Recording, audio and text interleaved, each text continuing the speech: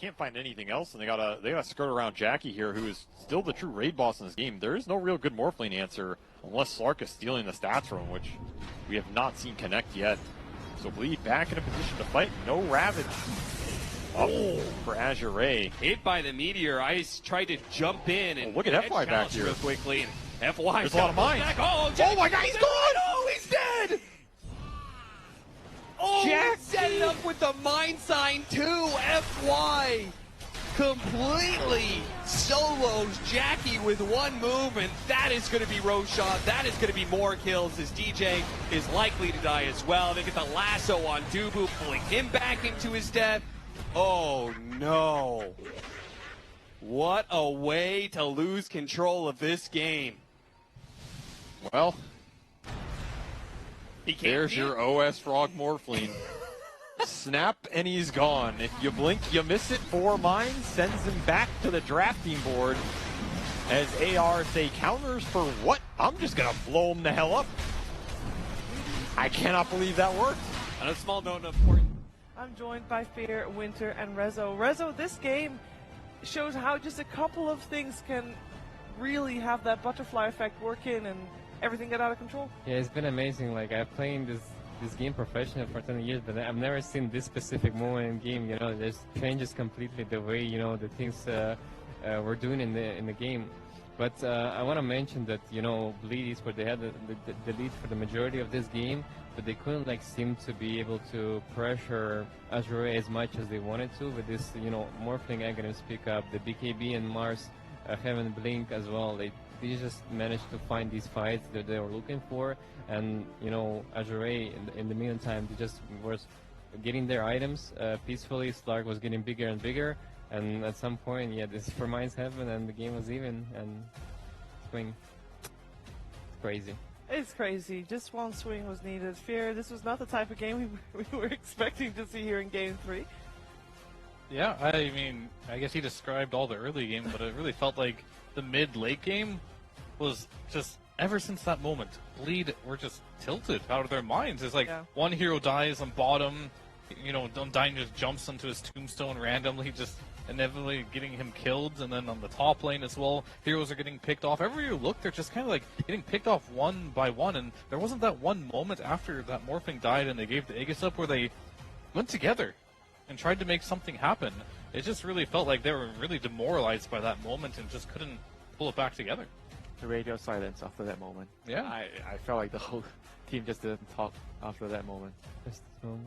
Taking the moment, there it is. Yeah, but even before that, I just felt like the team, they were like playing without a clear direction.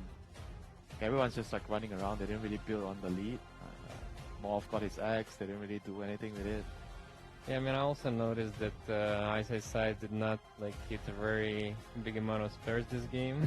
Dude, like, we were watching the early game. I'm like looking at his hero, like what the hell? Yeah. He has max God's rebuild at level 7. Like how? Yeah. I mean, Misery told me that he's not, you know, particularly confident on Mars, but they felt like this hero is still like very good for the game, so they went for it. But clearly showed that Eyesight was not feeling that one. I feel like he was good enough on it. He still had like a lot of good spears and arenas. He definitely missed a lot. It wasn't like a flawless game, but they were definitely in a spot where I feel like their early game was good enough to win them this game if they could just like pull it together. And I really think just Morph going, you're playing versus Techies. It should be no surprise that a hero this popular, Techies, loves to mine the Twin Gate. He does it every single game. Like, you shouldn't be surprised by this play here, and a bit of a mistake by Jackie to just go up there on one of the lowest HP heroes in the game to just scout for his team without even shifting first. Yeah, I mean, it just felt like everybody didn't really shoulder the responsibilities to win them the game. You know, like during the early game, I felt like Corden definitely did his part. He was amazing in the early game. He got a lot of kills for his team, made space for everyone else, and then when it was time to pass the torch to the Morphling, just felt like they didn't really use the time frame. You know, the slot was so poor. Never pass the torch to a Morphling. He is made out of water. Did anyone enter the tombstone, Jenkins? But LGD, they take game number 1, and again, like we said at the beginning of this series, they really needed at least one. I love watching this team play. I just feel like, I know I've said this before so many times, but there are so many different ways that they win games. Sometimes they dumpster lanes. Sometimes they out team fight you by just pressing buttons good. Sometimes they know their timings better than you do and they play for the late game. Like, for example, on New, we saw that he went for the BKB first in this game after the Midas rather than going for this like greedy Octarine core build. So he's changing it up in the game depending on what they need.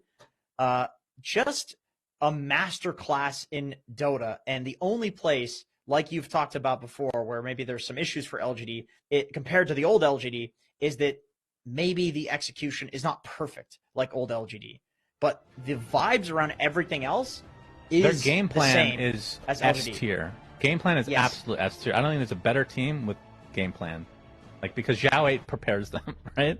And it's showing in every game. It doesn't mean that they're executing perfectly every time, but you can just see by the way they play that they know what they're supposed to be doing, which very entertaining game. Man, that one did not disappoint, I have to say.